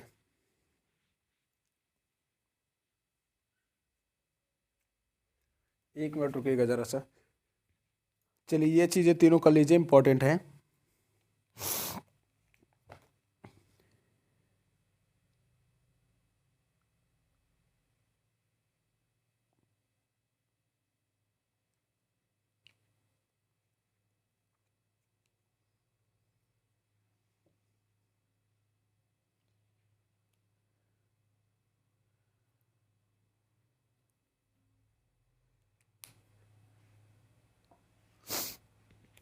चलिए वापस आते हैं। कानून विहीन कानून जिन्ना ने कहा। तो चलिए, रॉलेट एक्ट के विरोध में गांधी जी एक सत्याग्रह सभा की स्थापना करते हैं, याद रखिएगा। इस रॉलेट एक्ट के विरोध में गांधी जी एक सत्याग्रह सभा की स्थापना करते हैं। अब ये सारी बातें लिखेंगे तो बहुत लंबा समय चला जाएगा हमारा। गांधी जी ने सत्याग्रह सभा की स्थापना की, जिसके तहत जब उन्होंने सत्याग्रह सभा स्थापना करने की बात कही तो जो एनी बेसेंट थी, उन्होंने कहा गांधी जी को राजनीति का बच्चा कह के संबोधित किया। गांधी जी को राजनीति का बच्चा किसने कहा? तो एनी बेसेंट ने राजनीति का बच्चा कह के गांधी जी को संबोधित किया। और फिर उसमें यह निर्णय होता है सत्याग्रह सभा की स्थापना में कि 6 अप्रैल 1919 को संपूर्ण भारत बंद रहेगा। संपूर्ण भारत बंद करने की बात कही और हड़ताल किया। तो सबसे ज़्यादा भाई, जब संपूर्ण भारत बंद हुआ तो सबसे ज़्यादा घटनाएं दिल्ली व पंजाब में हुई। सबसे ज़्यादा घटनाएं कहाँ पर हुई हैं? तो दिल्ली व पंजाब में सबसे ज़्यादा घटनाएं हुई, याद रखिएगा। 6 अप्रैल को संपूर्ण देश में हड़ताल के तहत दिल्ली व पंजाब में सर्वाधिक घटनाएं होती हैं। तो गांधी जी क्या करते हैं कि इधर दिल्ली आने का निर्णय करते हैं, पंजाब जाने का निर्णय करते हैं, लोगों से मिलने का। सबसे ज़्यादा घटनाएं क्योंकि वहीं पे हो रही थी। और उसके बाद गांधी जी जब वहाँ जाने की घोषणा करते हैं तो 8 अप्रैल को इनको जब ये पहुँचते हैं तो इनको परवल से गिरफ्तार कर लिया जाता है। कहाँ से? 8 अप्रैल को इनको परवल से गिरफ्तार करके वापस महाराष्ट्र भेज दिया जाता है, याद रखिएगा। वापस महाराष्ट्र भेज दिया जाता है, तो याद रखिएगा। चलिए,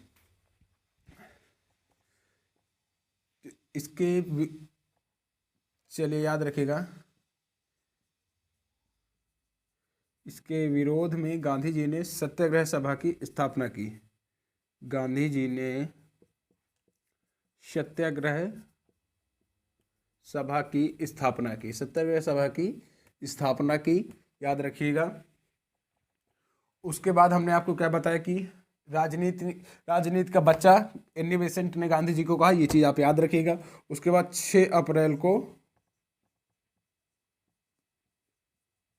संपूर्ण भारत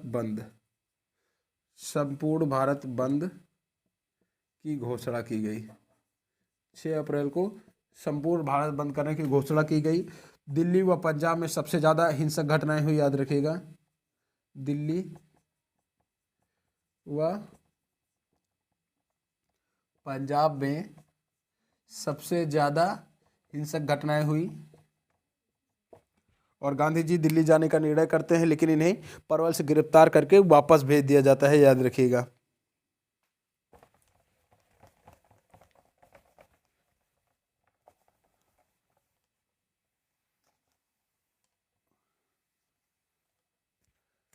सबसे ज़्यादा हिंसक घटनाएं, याद रखिएगा।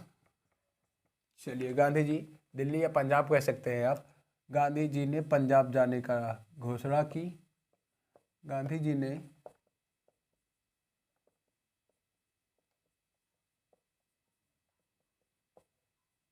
पंजाब जाने की घोषणा की, तो याद रखिएगा 8 अप्रैल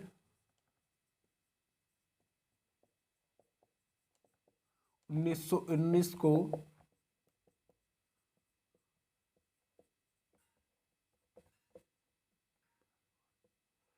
परवल से गिरफ्तार करके वापस भेज दिया जाता है, याद रखिएगा।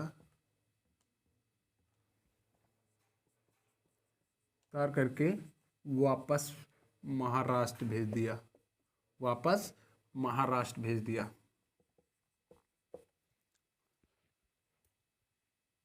चलिए, गांधी जी को वापस महाराष्ट्र भेज दिया गया कि भाई अब क्या हुआ, अब और भाई घटनाएं होने लगी। तो क्या होता है, 9 अप्रैल 1919 में हिंदू मुसलमान एकत्रित होकर एक जुलूस निकालते हैं। 9 अप्रैल 1919 को जो हिंदू और मुसलमान दोनों लोग होते हैं एक जुलूस निकालते हैं। वो वहाँ के जो गवर्नर होता है उसको सौंपने के लिए, ज्ञापन सौंपने के लिए जाते हैं कि भाई ये मतलब इसको समाप्त किया जाए, रद्द किया जाए। लेकिन क्या होता है कि जिसका नेतृत्व कर रहे थे, इस जुलूस का नेतृत्व कर रहे थे सतपाल व किचलू इसका नेतृत्व कर रहे थे। और इस जुलूस में भगदड़ मच जाती है, और 2 अंग्रेज महिलाएं घायल हो जाती हैं। और इसके विरोध में भाई सतपाल व किचलू को गिरफ्तार कर लिया जाता है, याद रखिएगा। सतपाल व किचलू को गिरफ्तार कर लिया जाता है। और उसके बाद 11 मार्च को पंजाब में मार्शल लॉ लागू कर दिया जाता है, जिसकी जानकारी पंजाब वालों को नहीं होती है, याद रखिएगा। फिर 13 मार्च 1919 को वैसाखी के दिन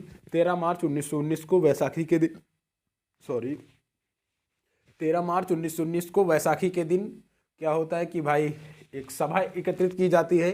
सतपाल व किचलू गिरफ्तार हो जाते हैं इनके विरुद्ध में कि कैसे इनको क्या किया जाए, रॉलेट एक्ट के विरुद्ध में बातें की जाए। बहुत बड़ी सभा होती है और इसकी जानकारी पंजाब वालों को नहीं होती है कि पंजाब में मार्शल लॉ लागू किया गया है। मार्शल लॉ लागू करने का मतलब होता है कि आप भीड़ वगैरह इकट्ठा नहीं कर सकते हैं, जो भी उनका एक कानून हो। इसकी जानकारी भारतीयों को नहीं थी और एक बहुत बड़ी सभा का आयोजन होता है अमृतसर में जलियांवाला बाग में, और वहीं इसकी जानकारी होती है जनरल ओडायर को। याद रखिएगा, जानकारी मिल जाती है जनरल ओडायर को, सूचना इसकी मिलती है डिप्टी गवर्नर जनरल ओडायर को, और जनरल ओडायर यह सूचना देता है जनरल हैरी डायर को। किसको? जनरल हैरी डायर को यह सूचना देता है। हैरी डायर 150 सैनिकों के साथ पहुंचता है, 150 सैनिकों के साथ पहुंचता है। और उस बाग में ये था कि जाने का केवल एक ही मार्ग था, याद रखिएगा, जाने और आने का केवल एक ही मार्ग था, और यहीं पे तोप लगवा देता है, ऐसा कहा जाता है। 150 सैनिकों के साथ अंधाधुंध गोली चलवा देता है और इसमें हजारों की संख्या में लोग मारे जाते हैं। कहने के तो केवल सरकारी जो रिपोर्ट होती है कि 1,000 लोग घायल होते हैं, लेकिन ऐसा नहीं होता है, बहुत सारे लोग मारे जाते हैं। और ये होता है हमारा जलियांवाला बाग हत्याकांड। तो याद रखिएगा, गांधी जी को महाराष्ट्र वापस भेजा गया गिरफ्तार करके। उसके बाद 9 अप्रैल को रामनवमी के दिन सतपाल व किचलू एकत्रित होकर भारतीय और हिंदू और मुसलमान ज्ञापन सौंपने जा रहे होते हैं, और भगदड़ मचने के कारण 2 अंग्रेज महिलाएं घायल हो जाती हैं। इसके विरुद्ध में 11 अप्रैल को पंजाब में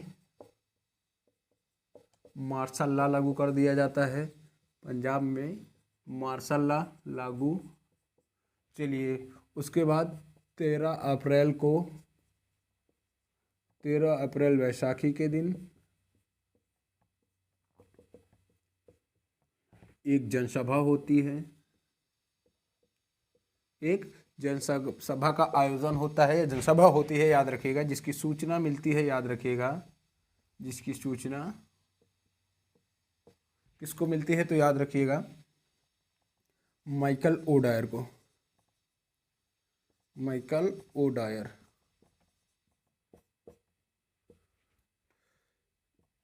माइकल ओडायर यह सूचना किसको देता है? जनरल हैरी डायर को। एक मिनट रुकिएगा जरा से यार।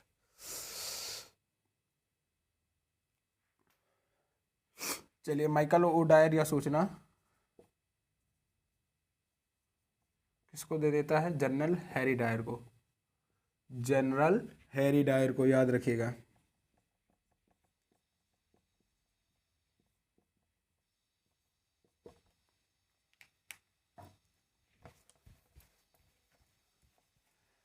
जनरल हैरी डायर को, याद रखिएगा। हैरी डायर 150 सैनिक के साथ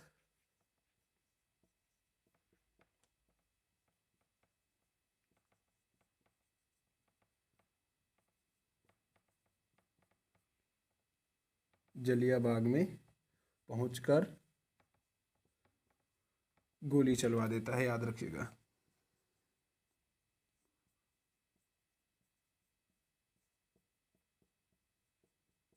पहुंचकर गोली चलवा देता है। तो यही होता है जलियांवाला बाग हत्याकांड। कब?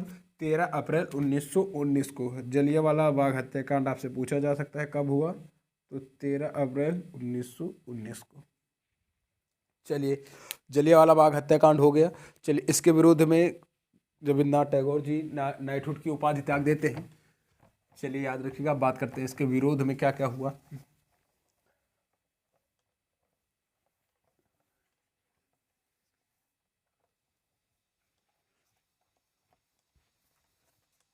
ये सब बातें हम क्लास में पूरा विधिवत कर चुके हैं, याद रखिएगा, ये तो बस रिवीजन है। तो जलियांवाला बाग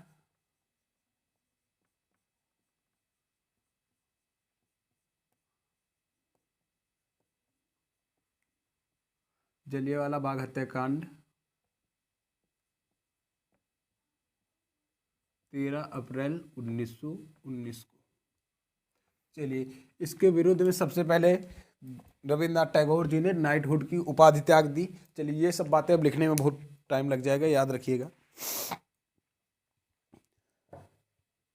चलिए, इसके विरुद्ध में जलियांवाला बाग हत्याकांड जब हुआ तो इसके विरुद्ध में बहुत भारी संख्या में भारतीय मारे जाते हैं। तो याद रखिएगा, इसके विरुद्ध में जो रविन्द्रनाथ टैगोर जी ने इसकी नाइटहुड की उपाधि त्याग दी। इसकी शुरुआत की गई थी 1915 में जॉर्ज पंचम द्वारा नाइटहुड उपाधि की शुरुआत की थी। इसको त्याग दिया रविन्द्रनाथ टैगोर जी ने, और केंद्रीय कार्यकारिणी सभा से, याद रखिएगा, गवर्नर जनरल की कार्यकारिणी सभा से के शंकरन नायर जी ने इस्तीफा दे दिया। वहाँ पे हमने बात किया था केंद्रीय व्यवस्थापिका सभा से रॉयलेट एक्ट के विरुद्ध में किसने किसने इस्तीफा दिया था, तो याद रखिएगा जिन्ना व मदन मोहन मालवीय जी ने। और यहाँ पे जलियांवाला बाग हत्याकांड के विरोध में के शंकरन नायर जी ने गवर्नर जनरल की कार्यकारिणी सभा से इस्तीफा दे देते हैं। इसके विरुद्ध में हंटर कमेटी का गठन होता है भाई, हंटर कमेटी का गठन होता है इसकी जांच के लिए। किसकी? हंटर कमेटी का गठन होता है इसकी जांच के लिए। इसमें 3 भारतीय थे, तो याद रखिएगा 3 भारतीय थे, चमनलाल सीतलवाड़, साहबजादा सुल्तान और अहमद जगत नारायण। हंटर कमेटी में 3 भारतीय थे, याद रखिएगा। इसकी जांच के लिए हंटर कमेटी का गठन होता है, याद रखिएगा।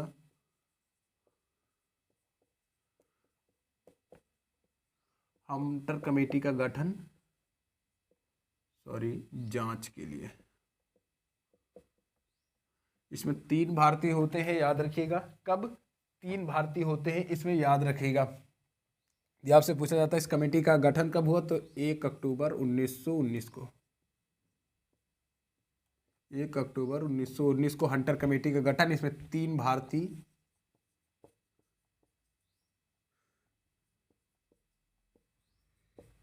3 भारतीय, शामिल होते हैं। पहले होते हैं साहबजादा सुल्तान,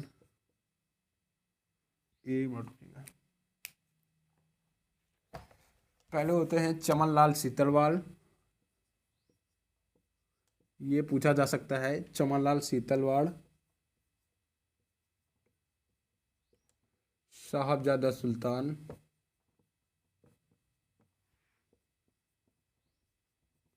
और अहमद जगत नारायण।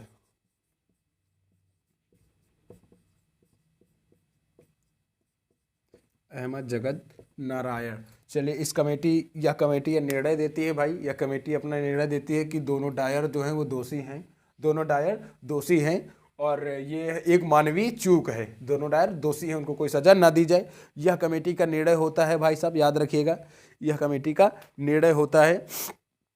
और मार्च 1920 में यह कमेटी अपना निर्णय सुनाती है, इतने दिनों बाद जांच वाच करके। और कहती क्या है कि मानवीय चूक है, दोनों डायर दोषी हैं। लेकिन ये जो भारतीय होते हैं, जो कांग्रेस होती है, वह यह नहीं मानती है यह चीज़, याद रखिएगा। इसके बाद तहकीकात कमेटी का गठन होता है, याद रखिएगा। किसकी कमेटी? भारतीयों द्वारा तहकीकात कमेटी का गठन किया जाता है, जिसके अध्यक्ष होते हैं मदन मोहन मालवीय जी, याद रखिएगा, जिसके अध्यक्ष होते हैं मदन मोहन मालवीय, और सचिव होते हैं के संथानम। इस कमेटी का निर्णय हमने आपको बताया कि मानवीय चूक है और दोनों डायर दोषी हैं। मार्च 1920 में निर्णय दिया कमेटी ने, मार्च 1920 में निर्णय दिया। मार्च 1920 में कमेटी ने निर्णय दिया। कमेटी ने अपना जो निर्णय दिया, और क्या कहा? मानवीय चूक और दोनों डायर दोषी हैं। लेकिन यह निर्णय किसी ने नहीं माना भाई, जो भारतीय थे इस निर्णय को नहीं माना, और भारतीयों द्वारा एक कमेटी का गठन किया जाता है। कौन सी कमेटी होती है? तहकीकात कमेटी। कौन सी कमेटी? तहकीकात कमेटी का गठन क्यों? तो याद रखिएगा, जलियांवाला बाग हत्याकांड के जांच के लिए तहकीकात कमेटी।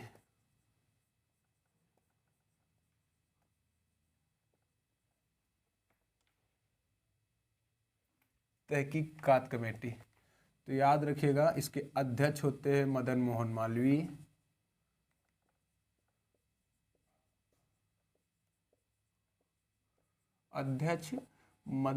मालवीय। जिन्होंने केंद्रीय व्यवस्थापिका सभा से इस्तीफा दिया था, याद रखिएगा। और सचिव होते हैं के संथानम। सचिव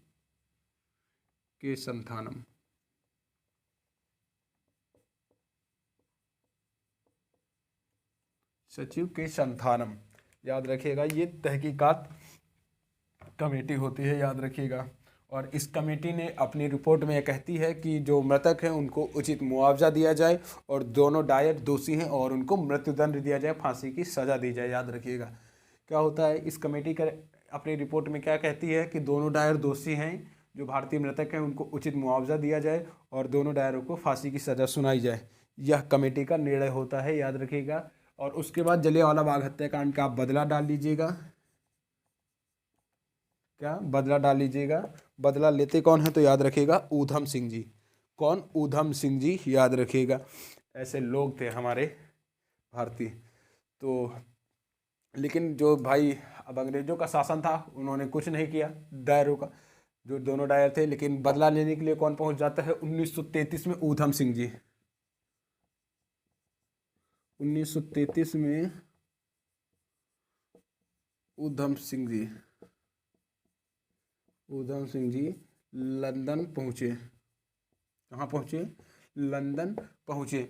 लेकिन वहाँ पे जब ये 1933 में लंदन पहुँचे तो इनको पता चलता है कि 1927 में ही जनरल जो हैरी डायर था, जिसने गोली चलवाई थी, उसकी मृत्यु हो जाती है। कौन सा जनरल? जो जनरल हैरी डायर था, उसकी मृत्यु हो जाती है 1927 में ही, याद रखिएगा। जब ये 1933 में लंदन पहुंचते हैं तो इनको पता चलता है कि जो जनरल हैरी डायर है उसकी 1927 में ही मृत्यु हो चुकी है। तो ये क्या करते हैं, मार्च 1940 में जनरल ओ डायर की हत्या कर देते हैं, याद रखिएगा। मार्च 1940 में जनरल ओ डायर की हत्या कर देते हैं, याद रखिएगा।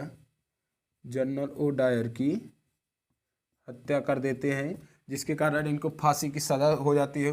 1940 में ही इनको फांसी दे दी जाती है। 1940 में ही इनको फांसी दे दी जाती है। 1940 में ही इनको फांसी की सज़ा हो जाती है, याद रखिएगा। और उसके बाद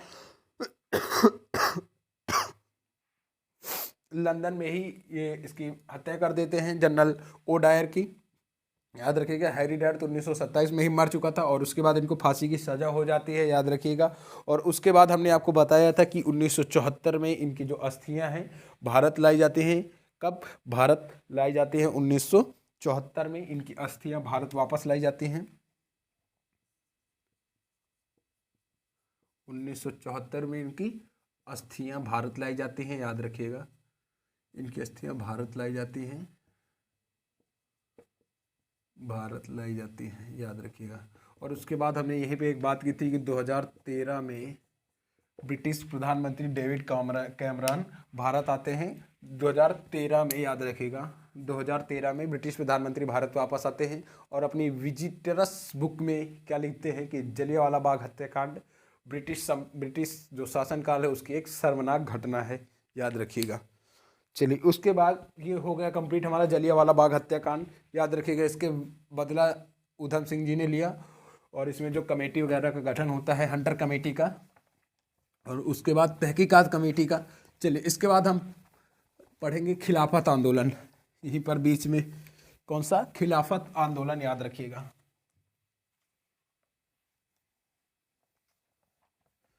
चलिए, खिलाफत आंदोलन में क्या होता है हमने बात की थी।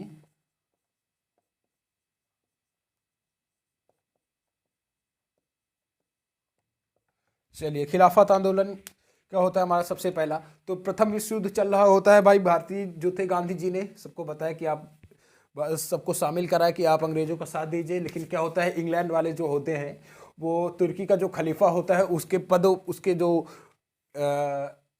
उसके उसके पद में के जो उसके मतलब एक तरह से कह सकते हैं कि जो उसके पद की जो गरिमा थी उसको कम कर दिया।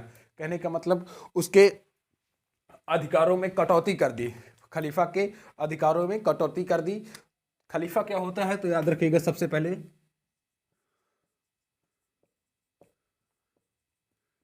खलीफा के पदों, खलीफा के अधिकार में कटौती, खलीफा के अधिकारों में कटौती की किसने? इंग्लैंड ने। प्रथम विश्व युद्ध के बाद तुर्की का खलीफा होता है और ये खलीफा क्या होता है तो याद रखिएगा, संपूर्ण विश्व में इस्लाम जगत का धर्म गुरु, याद रखिएगा। संपूर्ण विश्व में इस्लाम जगत का धर्मगुरु। संपूर्ण विश्व में इस्लाम जगत का धर्मगुरु को हम क्या कहते हैं? खलीफा कहते हैं, याद रखिएगा।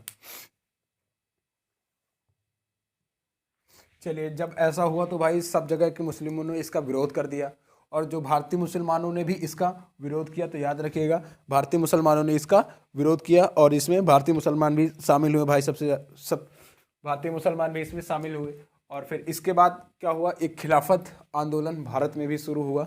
क्या? खिलाफत आंदोलन भारत में भी शुरू हुआ, याद रखिएगा।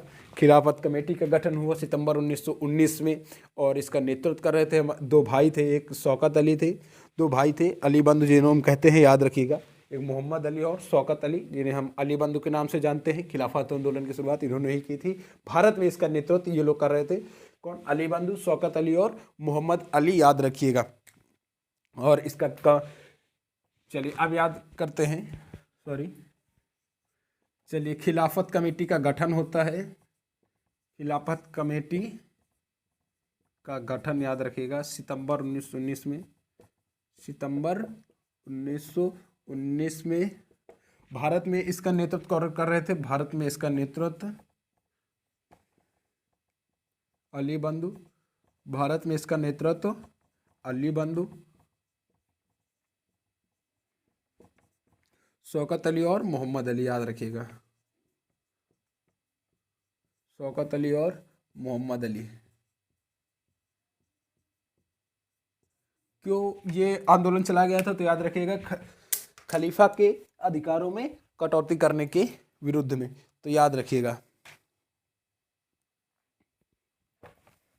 चलिए, इसके बाद भाई खिलाफत कमेटी का जो पहला अपना एक आंदोलन होता है, पहला अखिल भारतीय सम्मेलन नवंबर 1919 में। इसमें गांधी जी को जो है अतिथि के तौर पे बुलाया जाता है और इसके जो अध्यक्ष होते हैं वो फजलुल हक होते हैं। बाद में गांधी जी को अध्यक्ष बना दिया जाता है। तो याद रखिएगा पहले बात कि खिलाफत कमेटी का पहला अखिल भारतीय सम्मेलन, खिलाफत कमेटी का पहला अखिल भारतीय सम्मेलन, पहला अखिल भारतीय सम्मेलन, पहला अखिल भारतीय सम्मेलन नवंबर 1919 में। नवंबर 1919 में। तो इसके अध्यक्ष जो होते हैं इस सम्मेलन के, तो फजलुल हक। अध्यक्ष कौन होते हैं? फजलुल हक, याद रखिएगा। अध्यक्ष फजलुल हक। और अतिथि के रूप में गांधी जी जाते हैं, याद रखिएगा। अतिथि के रूप में गांधी जी, अतिथि के रूप में गांधी जी जाते हैं। बाद में गांधी जी को इसका अध्यक्ष बना दिया जाता है, याद रखिएगा। बाद में गांधी जी को ही इसका अध्यक्ष बना दिया जाता है। चलिए, उसके बाद बात करते हैं 17 अक्टूबर 1919 को भाई खिलाफत दिवस मनाया गया, याद रखिएगा। 17 अक्टूबर, ये सब बातें हम पहले क्लास में अपनी कर चुके हैं। 17 अक्टूबर 1919 को खिलाफत दिवस मनाया गया। 17 अक्टूबर 1919 को खिलाफत दिवस मनाया गया, याद रखिएगा। और उसके बाद हमने आपको बताया था कि तुर्की में कमाल पाशा के सरकार बनती है। तुर्की में कमाल पाशा की सरकार बनती है और वो क्या करता है कि तुर्की में जो खलीफा का पद होता है उसी को समाप्त कर देता है, याद रखिएगा। तुर्की में खलीफा के पद को ही समाप्त कर दिया जाता है, तो याद रखिएगा। चलिए, उसके बाद और 1920 में सेवराय की संधि होती है जिसके तहत तुर्की का विभाजन कर दिया जाता है। और याद रखिएगा, एक मिनट। और 1920 में, और 1920 में सेवराय की संधि के तहत तुर्की का विभाजन कर दिया गया। तुर्की का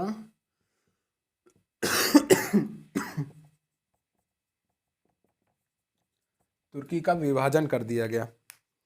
चलिए, खिलाफत आंदोलन कंप्लीट हुआ, याद रखिएगा। खिलाफत कमेटी का गठन जो होता है वह सितंबर 1919 में, याद रखिएगा।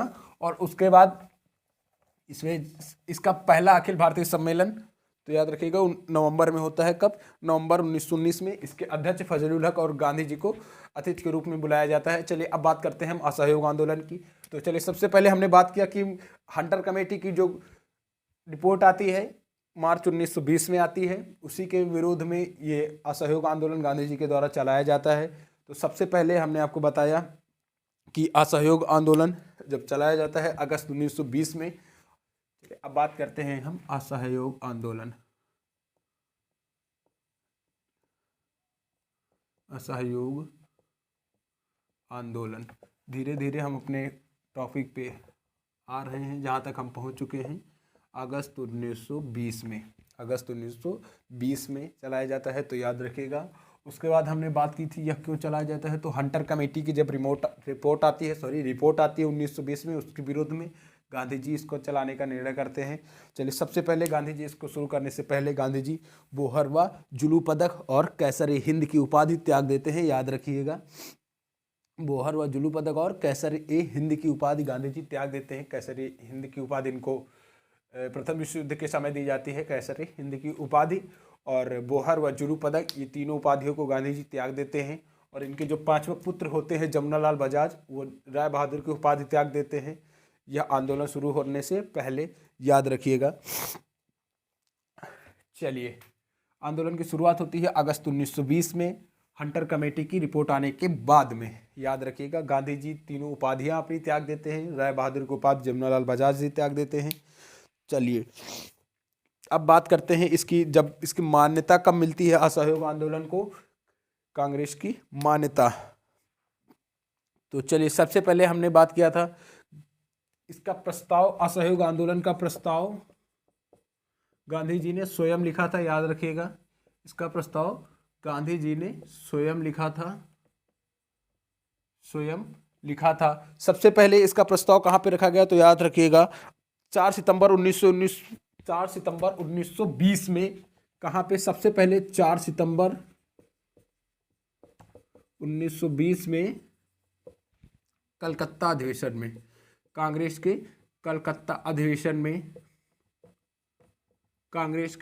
कलकत्ता अधिवेशन में असहयोग आंदोलन का प्रस्ताव रखा गया, याद रखिएगा। जिसके अध्यक्ष थे, इस कलकत्ता अधिवेशन के अध्यक्ष थे लाला लाजपत राय।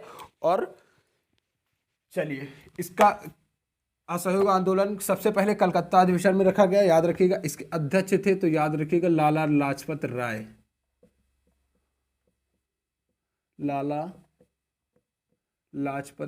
राय इसके अध्यक्ष थे कलकत्ता अधिवेशन के, याद रखिएगा। जबकि इसके विरोध में सीआर दास और मोतीलाल नेहरू थे, याद रखिएगा। इसके विरोध में, ये हम असहयोग आंदोलन की बात कर रहे हैं, तो इसको विरोध में सीआर दास और मोतीलाल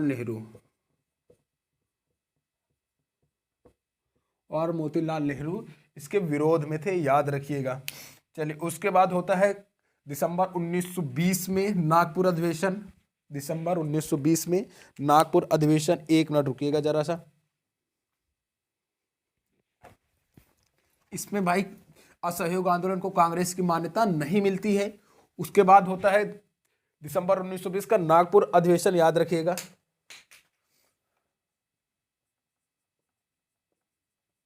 दिसंबर 1920 में नागपुर अधिवेशन,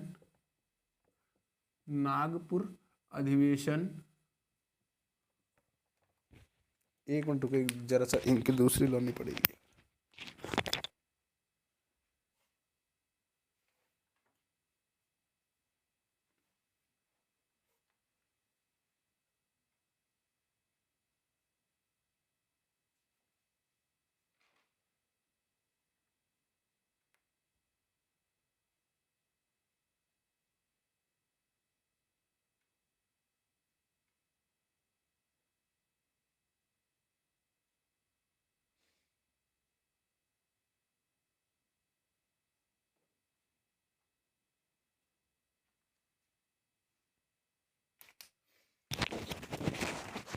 चलिए वापस आते हैं अपने टॉपिक पे।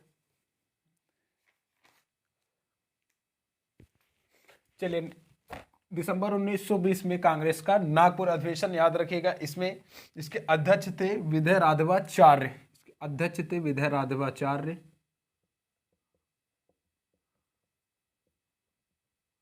विजय राघवाचार्य इसके अध्यक्ष थे, याद रखिएगा। इसका प्रस्ताव लिखा था सी आर दास ने, प्रस्ताव सी आर दास ने रखा था, याद रखिएगा। सॉरी, सी आर दास ने इसका प्रस्ताव रखा था, याद रखिएगा। और इसी में कांग्रेस नागपुर सॉरी असहयोग आंदोलन को कांग्रेस की मान्यता प्राप्त हुई।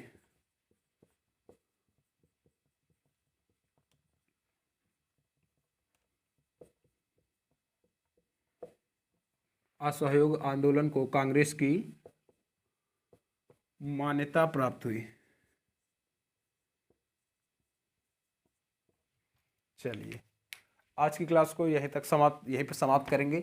बाकी बातें हम कर चुके हैं कि इसके बाद क्या होता है। एनी बेसेंट और जिन्ना इन सब लोगों ने कांग्रेस से अपना इस्तीफा दे देते हैं। सी आर दास और भारतीय लिबरल फूड की स्थापना करते हैं, याद रखिएगा। भारतीय लिबरल फेडरेशन की स्थापना करते हैं ये लोग।